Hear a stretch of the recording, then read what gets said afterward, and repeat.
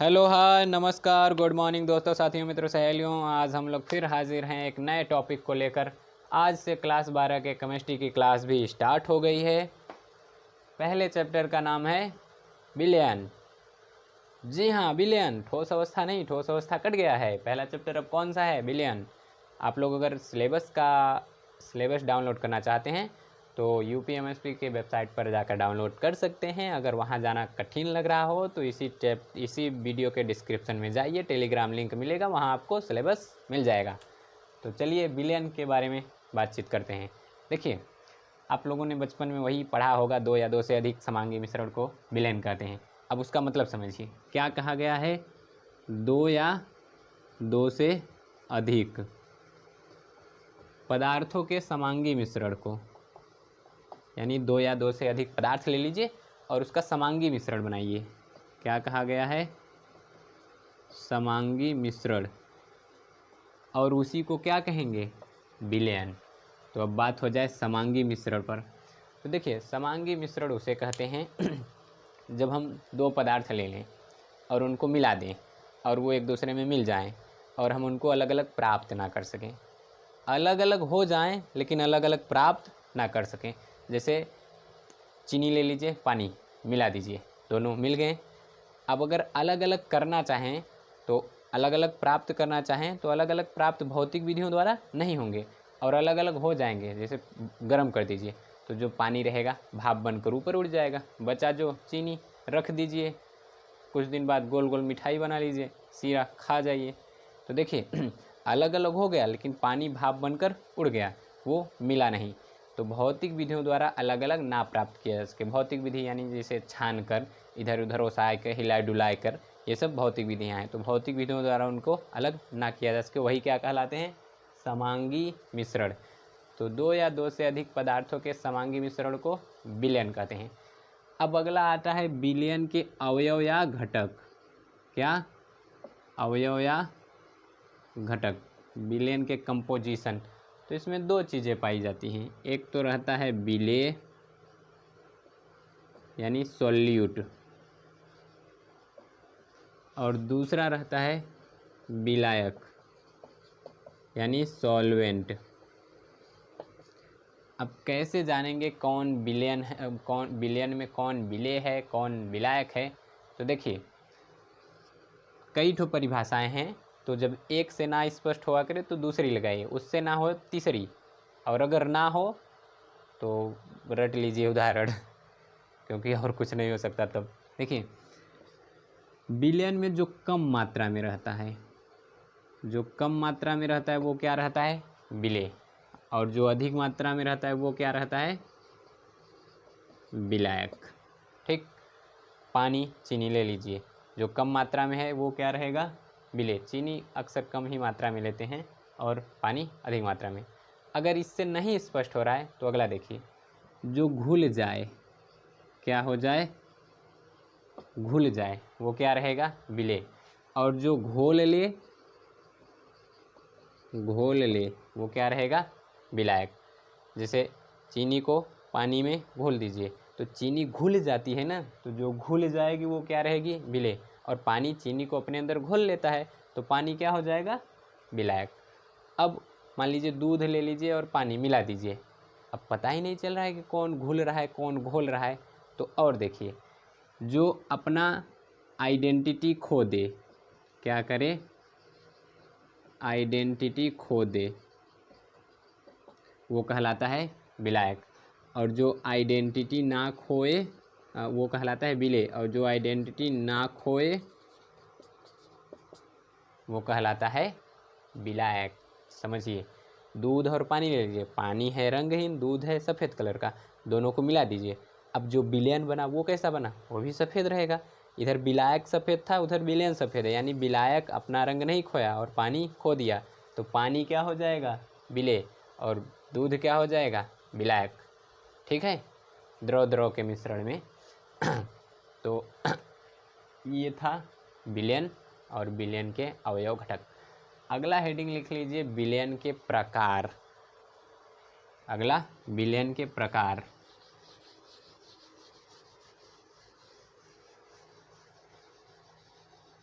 या फिर विलयन का वर्गीकरण लिख सकते हैं। तो विलयन के अगर प्रकार में देखें तो इसको कई आधार से बांटा गया है।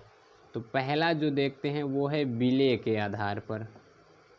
किसके आधार पर? विलेय के आधार पर। दूसरा है विलायक के भौतिक अवस्था के आधार पर।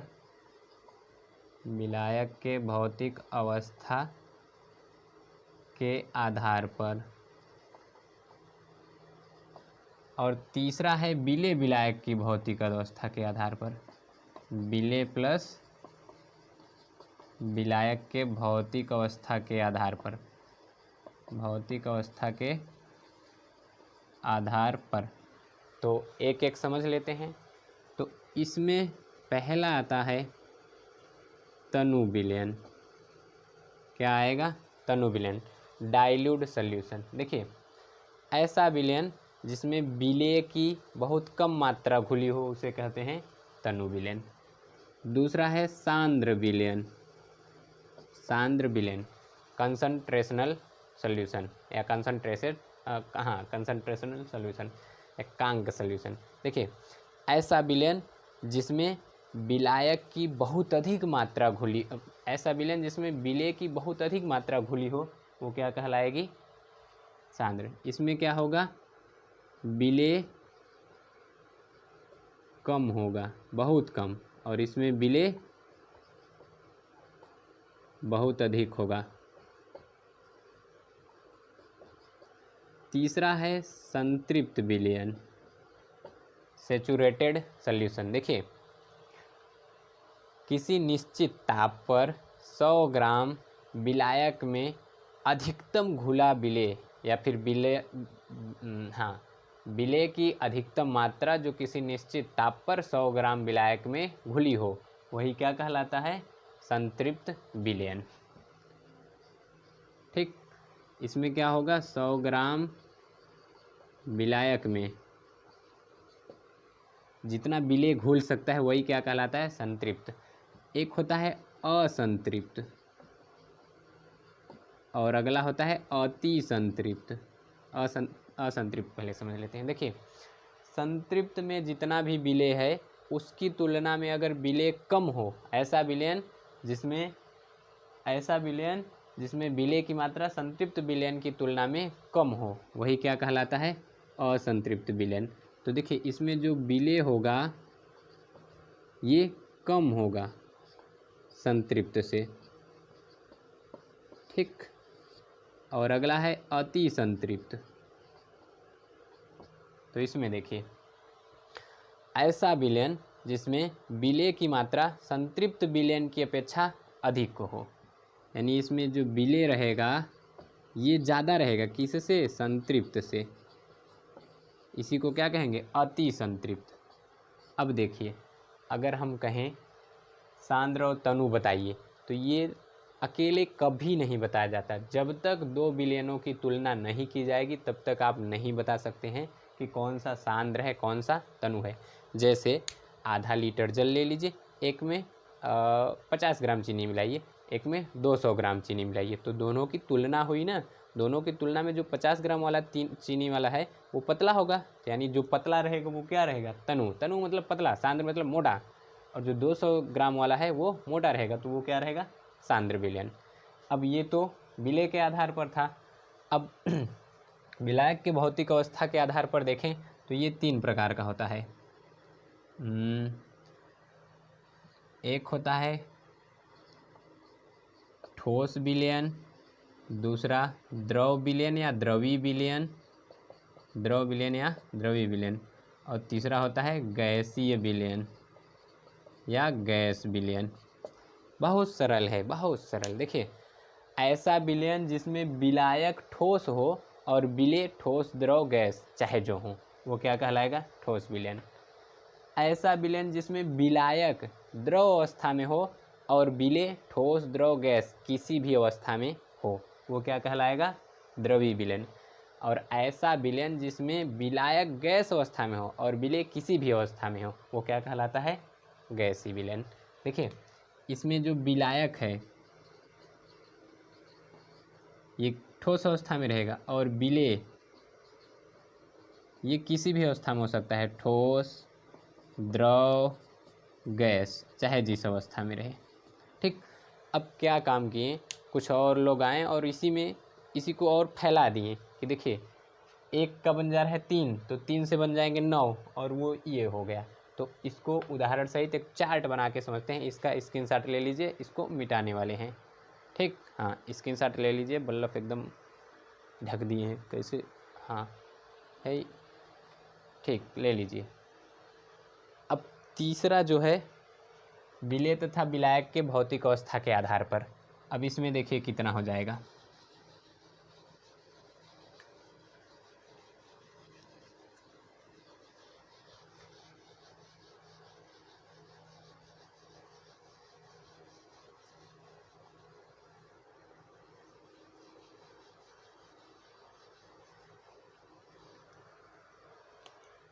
इधर है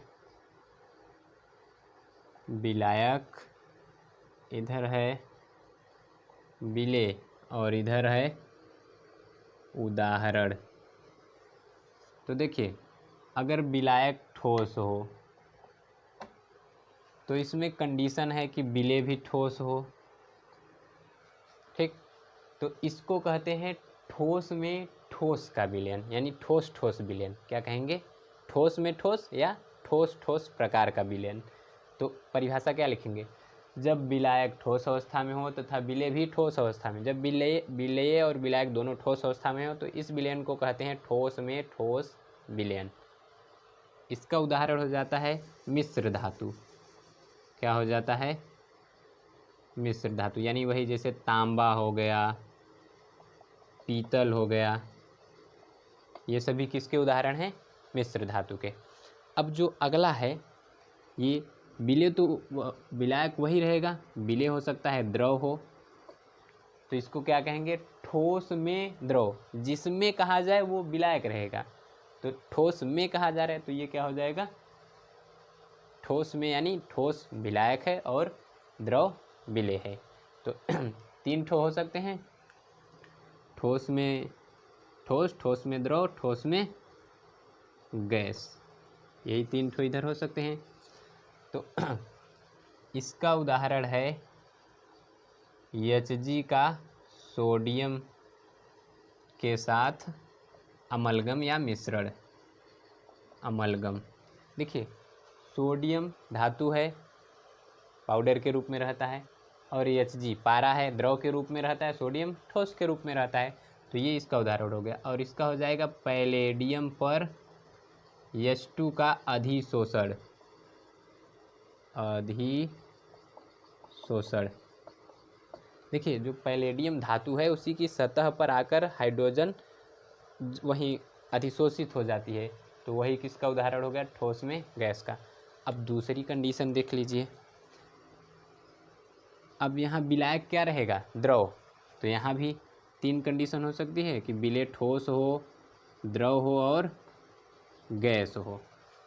तो द्रव में ठोस का उदाहरण देख लीजिए आप, चीनी ले लीजिए या नमक ले लीजिए और पानी में मिला दीजिए, यानी चीनी नमक का मिश्रण या पानी नमक का मिश्रण किसका उदाहरण है? ठोस द्रव। चीनी या नमक ये क्या है? ठोस। पानी क्या है? द्रव। तो चीनी नमक उसमें घुल जा रहे हैं। द्रव में द्रव, शराब ले लीजिए और पानी मिला लीजिए और पी लीजिए और फिर झुम बराबर झुम सराबर कीजिए। ठीक तो पीना नहीं है, केवल बस देखना है। अब अगला क्या है? द्रव में गैस का। तो जो पानी रहता है उसमें ऑक्सीजन घुली रहती है या घुली ऑक्सीजन? पानी में घुली ऑक्सीजन, पानी में घुली O2, या फिर पानी में ऑक्सीजन का मिश्रण या CO2 का मिश्रण। तो जो जलीय जीव हैं, मछलियाँ जो हैं, वो पानी में घुली ऑक्सीजन को गलफड़े द्वारा ले लेंगी और फिर CO2 को छोड़ देंगी। वो CO2 धीरे धीरे वातावरण में मिल जाएगा, फिर वातावरण से ऑक्सीजन उसमें मिल जाएगा। तो ये कैसा उदाहरण है किस विलयन, किस प्रकार के विलयन का? द्रव में गैस का। अब इसी का जो अगला है वो क्या हो सकता है कि जो विलायक है वो किस अवस्था में हो? गैस अवस्था में। तो यहाँ भी ये ठोस, द्रव और गैस, तीन अवस्था में यहाँ भी देखने को मिल सकता है। तो देखिए अब इसमें जो पहला है ठोस का ठोस में, नहीं, गैस का ठोस में, फिर गैस का द्रव में, फिर गैस का गैस में।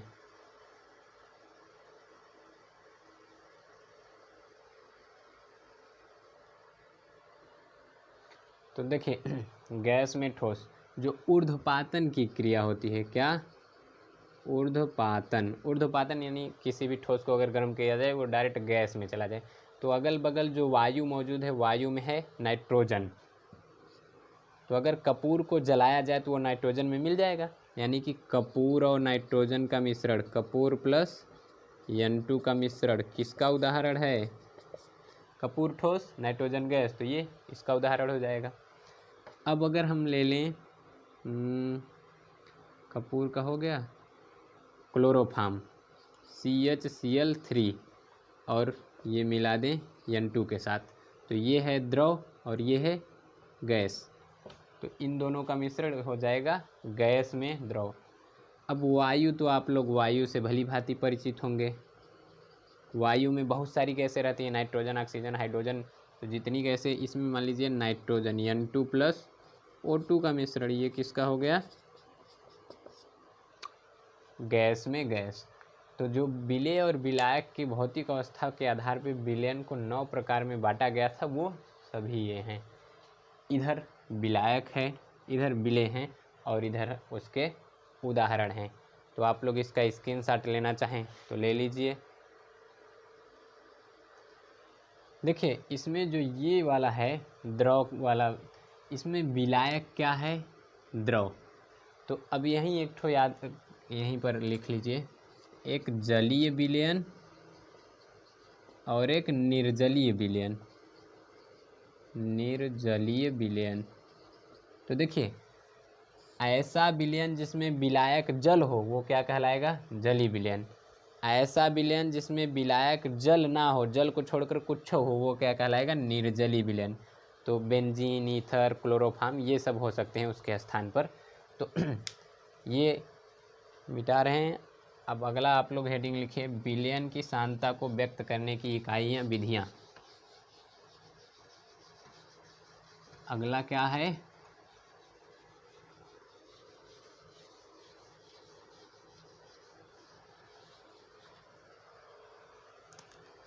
विलयन की सांद्रता, एक मिनट, वो कम चल रहा है क्या? विलयन की सांद्रता को व्यक्त करने की इकाई या विधियाँ। तो देखिए इसमें कई ठो पढ़ना है। द्रव्यमान प्रतिशत, द्रव्यमान प्रतिशत, आयतन प्रतिशत,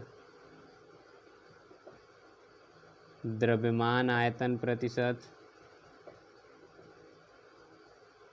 ppm पार्ट पर मिलियन, मोल अंश या इसे मोल भाग भी या मोल प्रभाज भी कहते हैं, मोलरता, मोलैरिटी, और मोललता, नार्मलता और फार्मलता।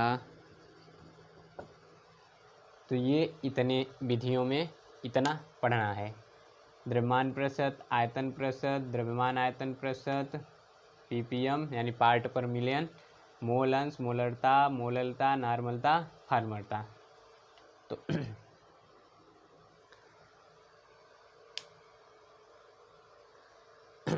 तो अब इसमें पहला हेडिंग लिख लीजिए, द्रव्यमान प्रतिशत। पहला कि रहने दें अगले वीडियो में, ठीक है। तो ये सब अगले वीडियो में, इस वीडियो में इतना ही बहुत है। तो मिलेंगे अगले वीडियो में, तब तक के लिए बाय बाय। मोबाइलवा को क्या हो जाता है जी, आए है। Bye bye.